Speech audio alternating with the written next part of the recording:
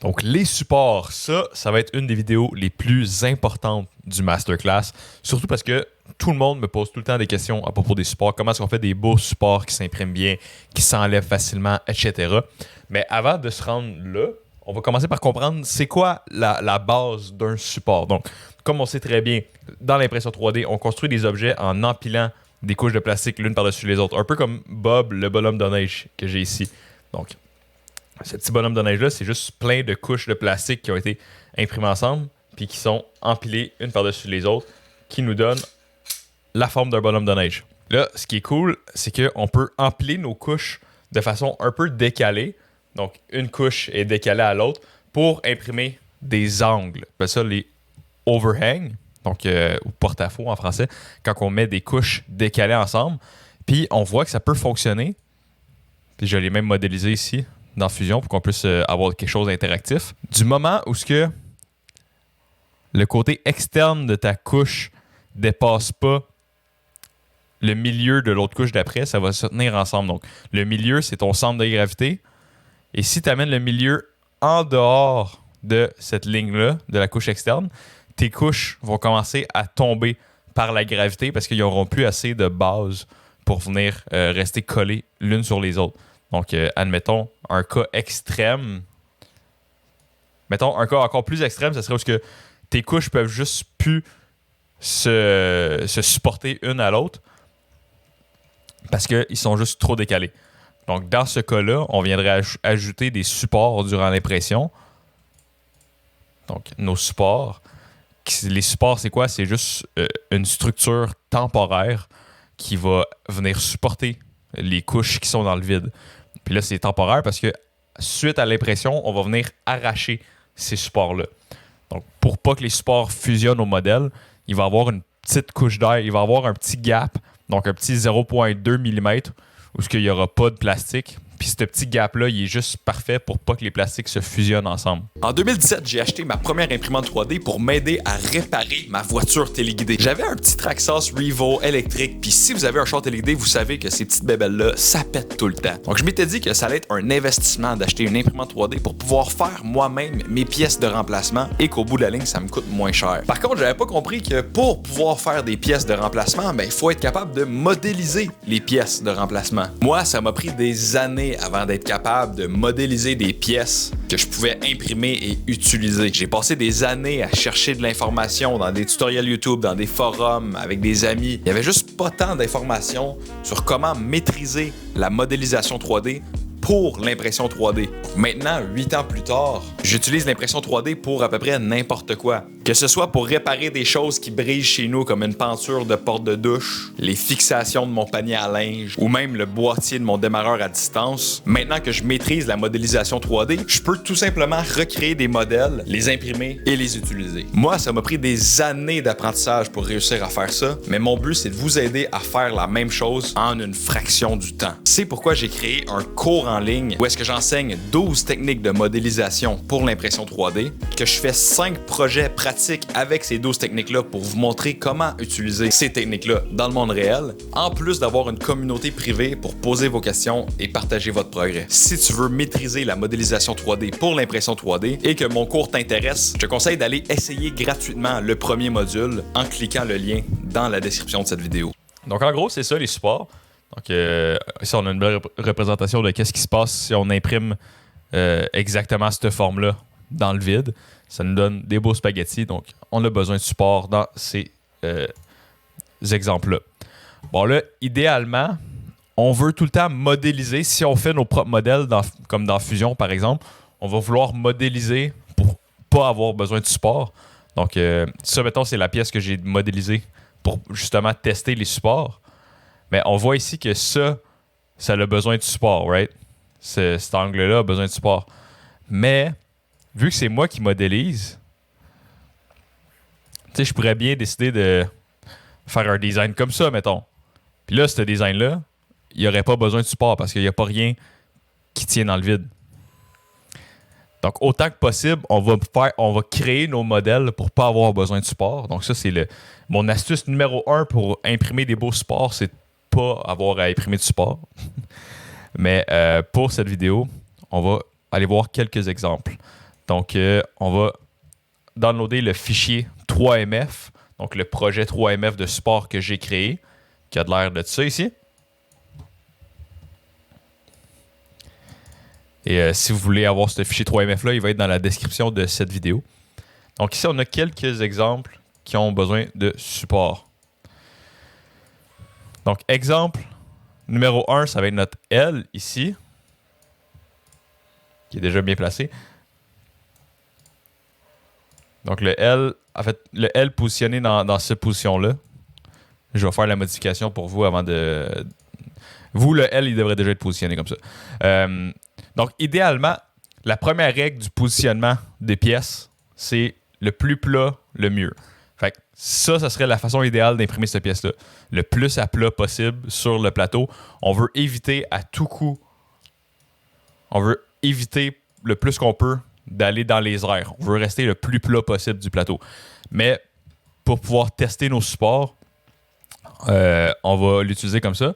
Donc, si on fait slice, on se demande s'il y a besoin de support. Ah là, les supports sont déjà activés. OK. Donc, on va désactiver les supports. Donc, d'ailleurs, ici, on a un raccourci de support activé, désactivé. Donc là, tu regardes ça, tu te dis, est-ce que cette pièce-là, elle a besoin de support? Là, visuellement, c'est facile à dire, mais un petit truc, vous voyez ici, ces pièces, ces couches-là sont en bleu. En bleu, c'est Prusa Slicer qui nous dit « Hey, on a un overhang ici. » Puis ce overhang-là va avoir de la difficulté à s'imprimer. Donc, quand on voit des couches en bleu, c'est généralement parce qu'on a besoin de support. Donc là, les paramètres de support, ça va être dans Support, généralement. On peut venir, la première petite boîte en haut, c'est pour générer les supports. Puis une fois que les supports sont générés, là, ça vient nous activer tout plein de paramètres plus. Ça peut avoir l'air vraiment, vraiment imposant, là, tous ces paramètres-là. Là. Mais que si on va à Advanced, là, parce que là, on est en Expert. Ok, je pensais qu'à Advanced, il allait nous cacher Je suis désolé. Je pensais qu'à Advanced, il allait cacher plus d'options que ça. Là. Mais vraiment, là, tout ce qui est important ici, là, parce que moi j'ai remis les paramètres à défaut. Là. Tout ce qui est important ici, c'est le style des supports, la distance de contact. Donc ça, c'est ce que je disais, le petit gap entre les supports et l'impression. C'est ça qui fait en sorte que les supports sont détachables ou sont fusionnés ou whatever. C'est cette distance-là. Donc ça, c'est la distance la plus importante. Puis ensuite de ça, on a les interfaces. Donc ça, l'interface, je vais vous expliquer c'est quoi dans 2 petites secondes. OK, donc on voit, ça c'est la façon traditionnelle de faire des supports. Donc Prusa Slicer a généré tout ça automatiquement. Il s'est dit, OK, on veut supporter cette couche-là ici. On va juste faire un zigzag de plastique très simple à partir de la base de l'objet jusqu'au top. Puis là, on voit que on a notre zigzag, qui est un zigzag quand même assez vide. Je veux dire, il y a beaucoup d'espace entre les lignes. Donc là, si on voulait venir supporter notre pièce avec ces zigzags-là, ça ferait pas une super belle job parce qu'il y a beaucoup d'espace non supporté. Donc c'est pourquoi qu'à la fin du zigzag, on a ces lignes-là qui sont plus foncées. Puis là, on peut voir ici, le plus foncé, c'est l'interface. Donc, c'est ça ici, notre interface qu'on parle. Donc, on a deux couches d'interface. Puis ce que c'est juste du support, mais beaucoup plus condensé. Donc, il y a beaucoup moins d'espace. Comme ça, quand on va venir mettre la couche supportée par-dessus l'interface, bien, la couche supportée va être supportée vraiment beaucoup mieux que si c'était sur le zigzag directement. Donc, c'est à ça que ça sert, la couche d'interface. C'est pour avoir une belle qualité d'impression où on vient supporter notre pièce. Puis là, qu'est-ce qui y arrive souvent? Pourquoi que j'en parle autant de la couche d'interface? C'est que je vois des gens qui disent que l'astuce pour avoir des supports qui se détachent bien, c'est de venir réduire la densité de l'interface. Donc, des gens, mettons, qui auraient des problèmes avec les supports qui fusionnent à leur modèle, qu'est-ce, qu'est-ce qu'ils disent, eux, c'est ils disent, ben, ton interface,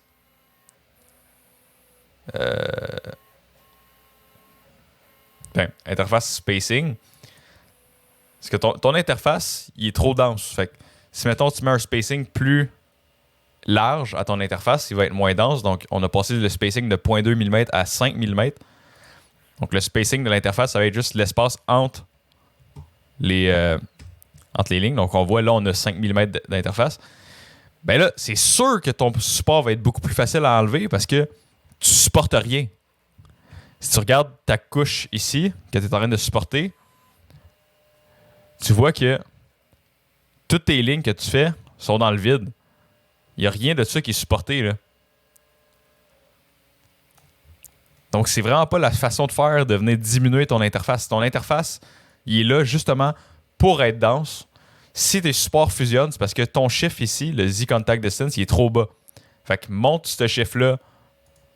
Commence, vas-y, en coup de 0.5. Là. Donc, si, mettons, à 0.2, moi, je voyais que ça fusionnait un peu trop fort, ben, tu rajoutes du Contact Z-Distance ici, puis ça va moins se fusionner. Donc, ça, c'est ton paramètre que tu utilises pour si ça fusionne.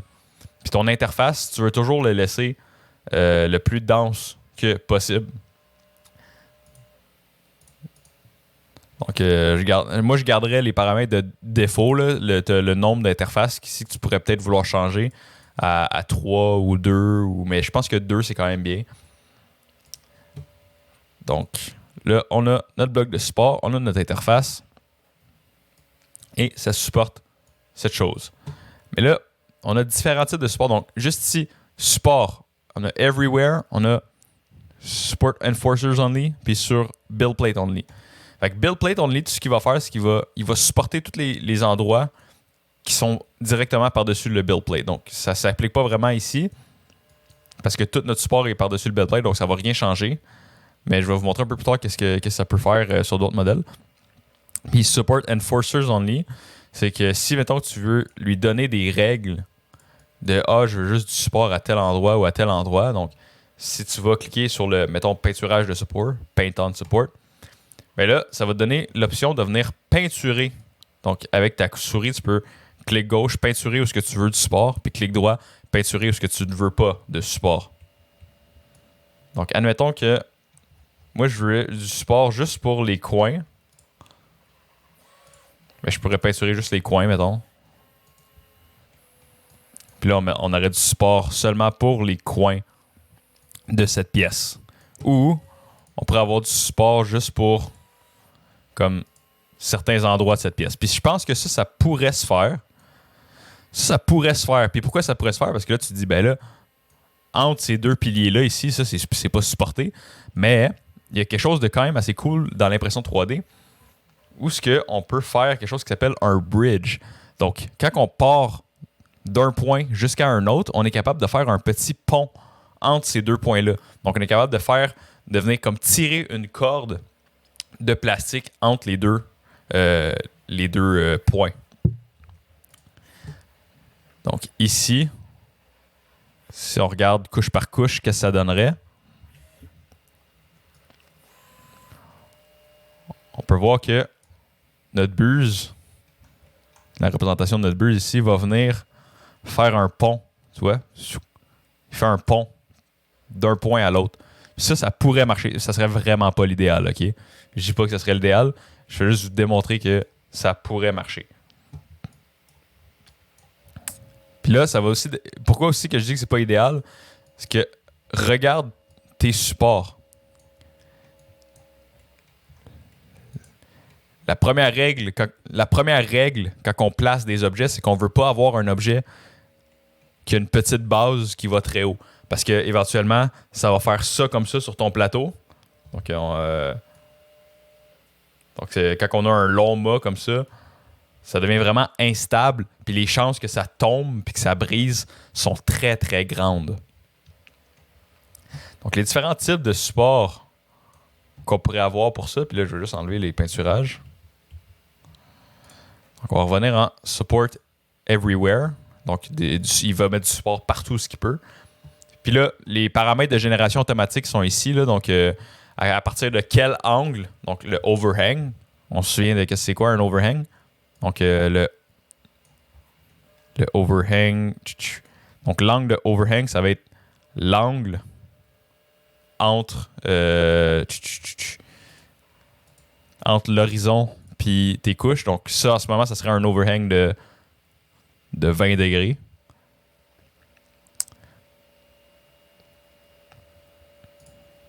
Donc, tu vas avoir le threshold overhang à partir de quand qui met du support. Tu sais, ça, c'est vraiment pas... Moi, j'utilise rarement les générations automatiques, honnêtement, parce que ça fait juste... Ça met du support où ce que tu en veux pas, ça l'en met où ce que tu en veux. Moi, que j'ai mal dit ça, là, mais les supports automatiques, moi, pas un grand fan. Les différents types de supports, on va avoir les organiques, qui pourraient être intéressants aussi dans cette situation-là. Donc, vous voyez, les organiques, c'est vraiment plus récent là, comme système. On a un système qui va faire une grosse base, puis cette grosse base-là va venir se diviser en plus petites branches. Donc, c'est exactement ça qu'on veut quand on veut de la stabilité. On veut une grosse base qui vient plus petite, comme les pyramides. Les pyramides sont grandes à la base, puis ça vient se rapetisser au top. Donc, c'est exactement ça qu'on veut. Puis là, ça vient supporter au complet cette section-là ici. Donc ça peut être très cool. Puis les supports organiques, ils ont des fonctionnalités assez cool parce que ils peuvent faire des branches sur le côté pour venir passer autour des pièces. C'est un peu dur à expliquer, je vais vous le montrer dans d'autres options. Mais, donc je pense que ça illustre bien les différents types de supports pour commencer. Donc vraiment, le best, ça serait d'imprimer cette pièce-là comme ça à plat. Alors, on fait juste se le rappeler. Donc, l'autre pièce, juste ici. Ça, c'est une autre option. Parce que là, si on met sur Build Plate seulement, puis qu'on se remet en grid,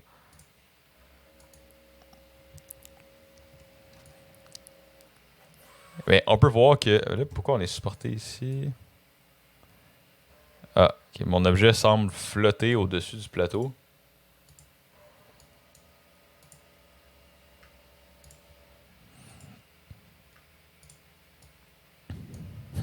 C'est un peu étrange.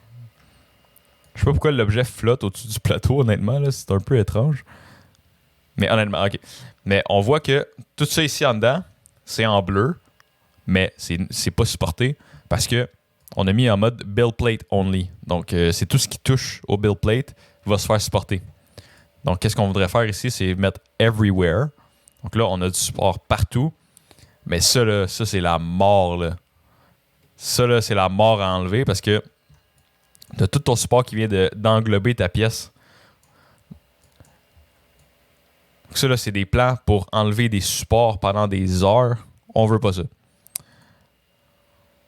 Par contre, qu'est-ce qu'on pourrait faire dans cette option-là? Bon, là, on aurait les organiques, comme qu'est-ce qu'on vient de parler. Donc, on peut regarder qu'est-ce que organique ferait. Donc, on voit déjà que organique, c'est déjà beaucoup plus élégant comme solution. Donc, c'est ça que je parlais là. Où ce que le organique va venir faire une base sur le plateau, puis il va venir se curver, il va venir comme il va venir en angle pour retourner dans le modèle. Donc, ça, c'est quand même super impressionnant. Ça s'imprime beaucoup plus rapidement. Ça va être 1000 fois plus facile à enlever. Ça, là, tu fais juste prendre la branche, clac, tu l'enlèves sans problème. C'est 1000 fois plus facile à enlever que le grid. Mais, niveau stabilité, c'est toujours pas le best. Puis là, je dis ça, je vais vous montrer c'est quoi que j'ai en tête. Il y a un autre type de support qu'on n'a pas vu encore, c'est les snug support. Puis les snug support, ils vont venir s'intégrer dans ta pièce de façon snug, donc de façon comme toute tight. Il va venir rentrer justement dans... Désolé, je me reprends. Donc, la grande force des snug support, c'est justement quand tu as quelque chose à l'intérieur d'un modèle comme ça, où ce que tu voudrais juste un support qui est snug, là, puis qui rentre de même. Je sais pas comment bien l'expliquer, là, mais ça s'enlève super bien après. Tu as juste besoin de... C'est comme juste un punch, là, fait que tu fais juste comme... Tu le pop en dehors de ton modèle. Puis c'est merveilleux. Donc, avec tout ça de dit, bon, on avait aussi celui-là, là, mais ça revient un peu à la même chose que le L. Donc, tu peux le trancher, puis là, on voit avec le grid, puis avec les snugs, puis tout ça. Donc, ça revient encore au même principe. Encore une fois, ce modèle-là, on l'imprimerait sur le côté, là, on s'entend. Idéalement. Bon, là, mon fameux test de support. Je voulais faire un arrange pour le placer sur le plateau comme il faut, mais arrange, je me souvenais plus qu'il prenait tous les pièces. Je me suis fait avoir. Donc, 7 pièces. Avec quelle sorte de support est-ce qu'on pourrait l'imprimer? Donc, si on commence...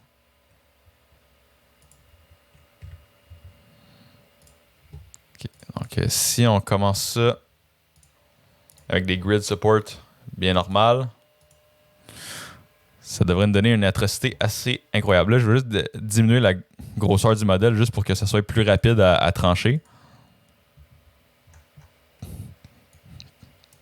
Donc, tu vois l'atrocité que ça nous donne avec le grid support. Là, tu as du support à l'intérieur de la pièce, tu as du support partout, tout est supporté. Ça, là, ça va sortir du plateau dans un gros pain de plastique, puis tu seras jamais capable de tout enlever ça. C'est sûr que tu vas briser de quoi. Ça, là, je vous niaise pas, là. J'ai passé des centaines d'heures de ma vie à essayer d'enlever ça, ces supports-là. Faites pas la même... Ben, c'est pas une erreur, parce que moi, quand j'ai commencé, c'était la seule option qu'on avait. Il n'y avait pas de support organique puis de support snug. Tout ça, ça n'existait pas. On n'avait pas le choix d'aller pour ce type de support-là. Puis c'est l'enfer. C'est mieux que rien. OK, on va se le dire, c'est mieux que rien, mais c'est l'enfer. Donc, si, admettons, on y allait avec rien d'autre, mais juste du snug, déjà là, c'est un peu mieux. Ça n'a pas l'air bien mieux à l'œil juste comme ça. Mais on voit qu'on n'a pas du support qui vient tout englober ici. Hein? On a notre snug qui vient juste simplement remplir nos trous. Ça, c'est très cool. Mais une chose que je vois, c'est que là, on a du support qui vient tout supporter ici les curves. Mais cette curve-là, elle s'imprime très bien sans support. Puis là, tu vas me dire, comment est-ce que tu sais ça, Vincent, que ça s'imprime bien, cette curve-là, sans support? Ben, admettons qu'on vient trancher avec aucun support. Donc là, j'ai mis les supports à none, juste pour qu'on n'ait pas de support, puis qu'on puisse voir la pièce à l'air de quoi. Mais on n'a pas de bleu. Hein? On voit les couches, ils n'ont pas de bleu. Mais ces couches-là, ici, ils ont du bleu. Donc, on a besoin de support pour ces petites pointes-là. Mais ces curves-là, ils n'ont pas besoin de support parce qu'ils n'ont pas de bleu. Puis en dessous, ici, ça a besoin de support. C'est en bleu. On voit. Donc,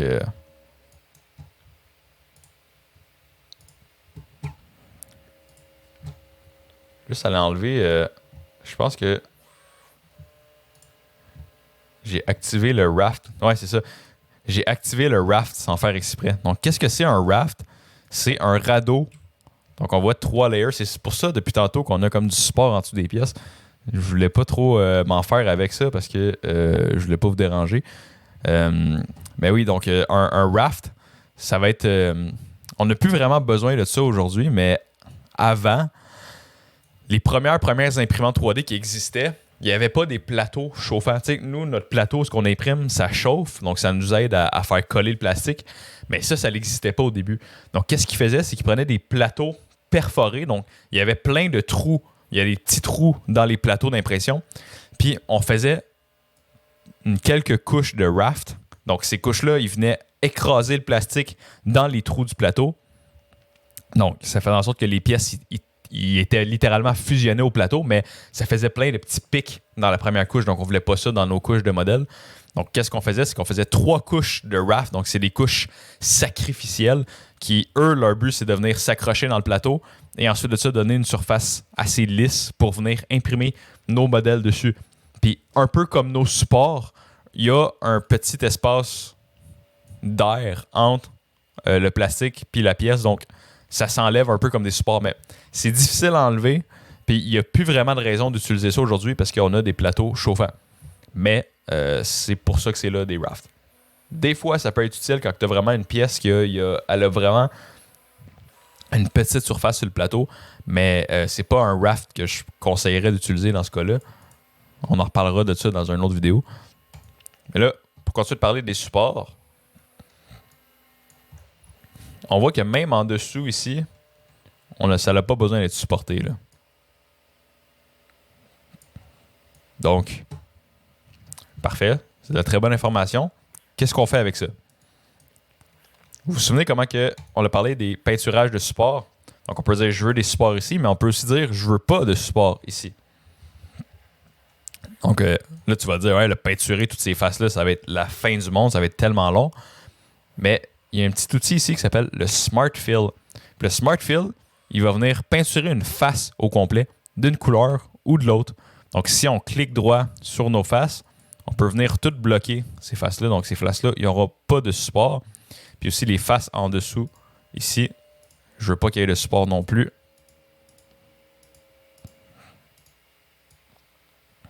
Donc, tout simplement, en faisant ça, en changeant absolument rien d'autre, on va venir mettre du support.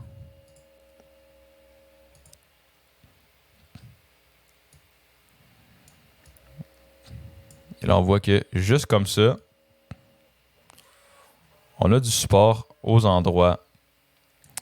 Ah, mais là, vous voyez, c'est parce que là, j'ai mis build plate. J'ai mis du support juste aux choses qui touchent à la build plate. Donc, nos géométries internes ici ne sont pas supportées parce qu'ils ne sont pas directement au-dessus de la build plate. Okay. Mais là, si on met en mode everywhere, donc du support partout, là, on va vraiment avoir du support partout. Donc ça, c'est quand même bien. Donc, c'est super pour nos géométries internes ici. C'est super d'avoir des petits supports intégrés à l'intérieur. Donc ça, je pense que ça va quand même bien s'imprimer.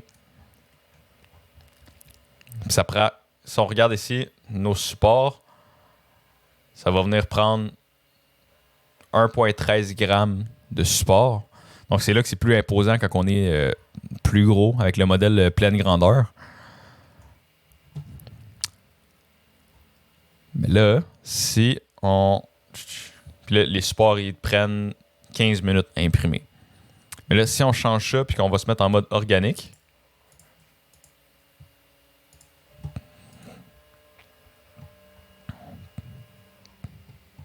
donc là, les supports prennent un peu plus de temps. Ils vont prendre 26 minutes à s'imprimer. Ils prennent un peu plus de support. Mais ils sont beaucoup plus solides. Comme on voit là, c'est des grosses branches. Ça, c'est stable. Vous voyez la grosseur de la base de ces supports-là. Donc, on a des grosses branches. Tout est super stable. Donc, niveau stabilité, fiabilité, il y a beaucoup moins de chances qu'il y ait un support qui brise ou un support qui tombe, qui décolle du plateau avec ce mode de support-là. Mais il prend un peu plus de filament, un peu plus de temps. Donc, rendu là, c'est à vous de déterminer qu'est-ce qui est le mieux. Pour nous, pour déterminer qu'est-ce qui est le mieux, je vais imprimer la version... je vais imprimer les deux versions différentes, donc les Snug Support et les Organic Support, puis on va pouvoir voir en live qu'est-ce que ça donne, les deux, un à côté de l'autre. Mais là, je dois avouer que si vraiment on voulait imprimer cette pièce-là, c'est vraiment pas la façon idéale de l'imprimer. La façon idéale d'imprimer cette pièce-là, ça serait comme ça. Puis là, comme ça, on a presque pas besoin de support. On a juste besoin de support snug à l'intérieur ici.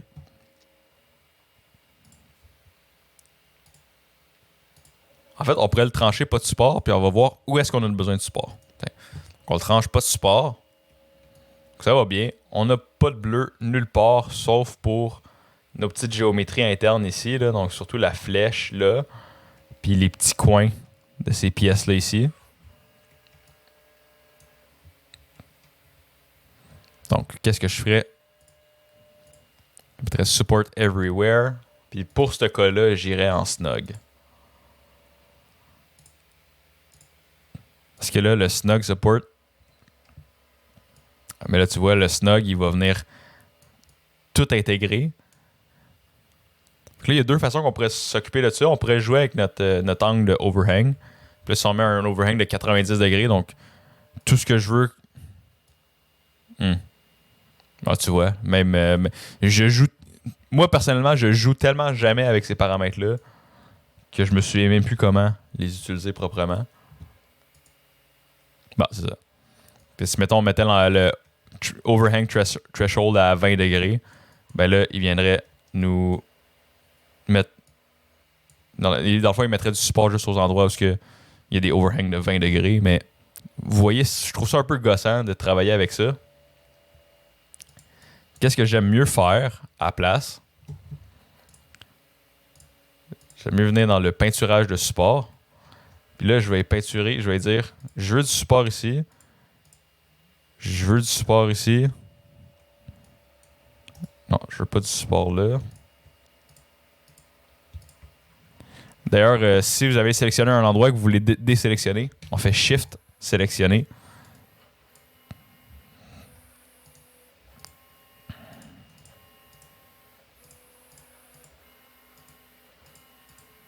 On peut venir tout sélectionner ces petites faces-là. Et là, on va venir mettre le mode For Support Enforcers Only. Donc, juste pour les renforceurs de support.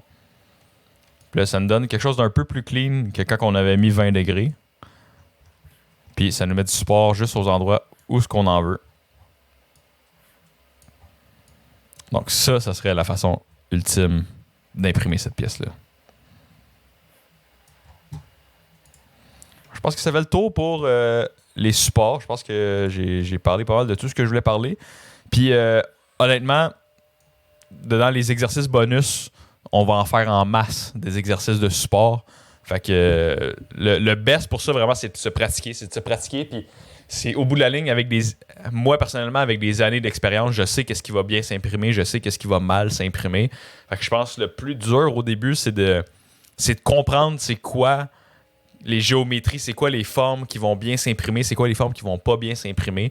Puis c'est juste une question de prendre le temps d'y penser. Hein? Quand on est dans le slicer, on tranche notre pièce. C'est juste prendre le petit 2-3 minutes de plus à penser, est-ce que ça va bien s'imprimer? Comment est-ce que l'imprimante va gérer ces géométries-là? C'est juste de prendre le temps de penser. Souvent, qu'est-ce qu'on fait au début, c'est qu'on met la pièce dans le slicer, on le tranche, on l'envoie à l'imprimante, puis on y pense pas. Puis là, ça fait des fails, puis on est comme « pourquoi ça marche pas? » Mais juste de prendre le petit 30 secondes de plus, d'analyser ça ici, de regarder, passer au travers des couches, de regarder OK, comment est-ce que ça va s'imprimer, qu'est-ce que ça va me donner ici, comme par exemple, là ici on a du remplissage, mais est-ce que ce remplissage-là, il est-tu nécessaire? Est-ce que ça nous rajoute du temps? Est-ce que ça nous rajoute dans nana? Puis là, tu peux essayer, on va rajouter, OK, ça fait quoi, mettons, que je rajoute des périmètres puis que j'enlève le remplissage complètement. Donc 0% de remplissage plus de périmètre, à quoi ça ressemble? Ben là, c'est beaucoup plus clean, hein? On n'a pas du plein de remplissage, on a plein, tu sais. OK, est-ce que ça va mieux s'imprimer? Donc, c'est vraiment de l'expérimentation, puis avec le temps, ça devient comme une deuxième nature, là. Bon, on voit clairement la différence de temps entre les snug support puis les tree support. Par contre, on voit aussi déjà la différence au niveau de la fiabilité. Ici, il serait supposé avoir des supports ici. Puis les tree support semblent pas avoir de fail encore. Je trouve ça toujours tellement impressionnant de voir les branches de support qui courbent autour des pièces. Ok, les deux G-codes ont fini d'imprimer. Celui-là, il a l'air un peu mieux que celui-là, mais on va voir que ça donne. Donc on va commencer avec les snug support.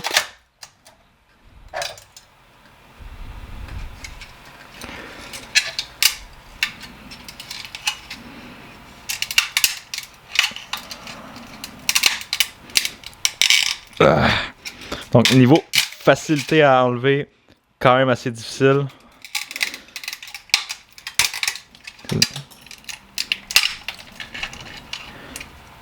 Donc ça a l'air de laisser des petits résidus en dedans. Très difficile à briser. On va finir par l'avoir.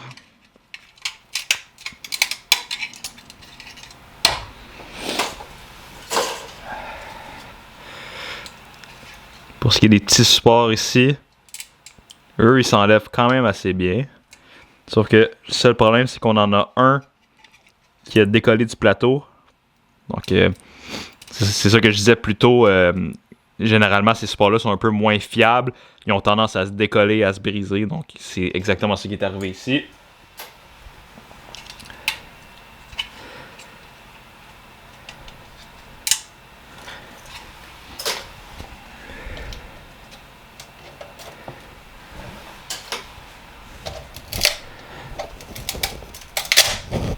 Tout ça, c'est du support inutile à l'intérieur. Donc, c'est une vieille version que j'avais faite. Parce que j'avais pas vu ce support-là.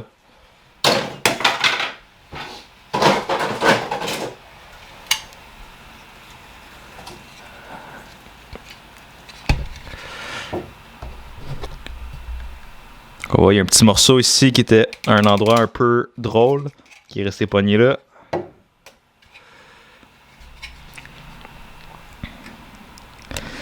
Puis dans le lettrage également, quand même assez difficile, mais ça se fait. On voit, lui, il est resté pris là. Donc, généralement, pas la meilleure expérience. Ces petits ronds-là sont vraiment très durs à enlever, voire quasi impossible.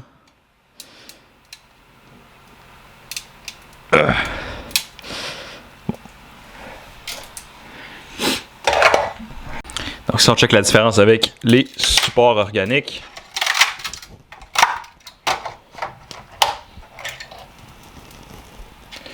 Donc encore une fois, j'avais oublié tous ces supports-là inutiles à l'intérieur. Donc on peut oublier ces supports-là, c'est une vieille version. Mais pour les petites encoches, ça s'enlève super bien. Ils ont toutes super bien imprimé. Donc, beaucoup plus stable comme design que les Snug. Il n'y en a pas qui ont brisé pendant l'impression.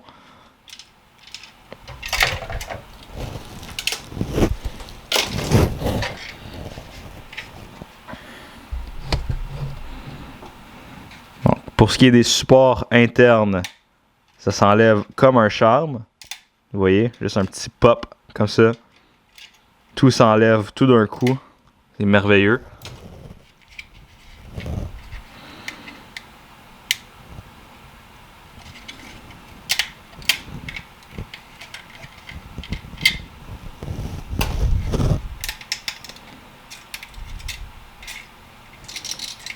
Les organiques s'enlèvent tellement plus facilement.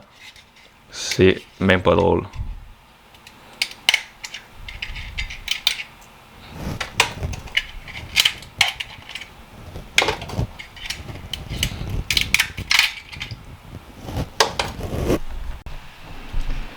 Puis là, pour les petites formes internes,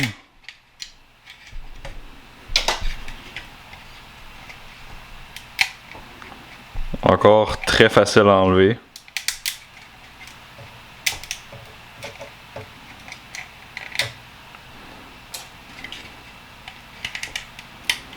C'est dur de faire ça puis de filmer en même temps. Là. Ici, là, les Snug, c'était comme pratiquement fusionné. Là. Mais eux autres, ça s'enlève à un doigt. Là. Donc ça, c'est le résultat final. Tous les petits morceaux se sont super bien enlevés. C'est vraiment ultra clean.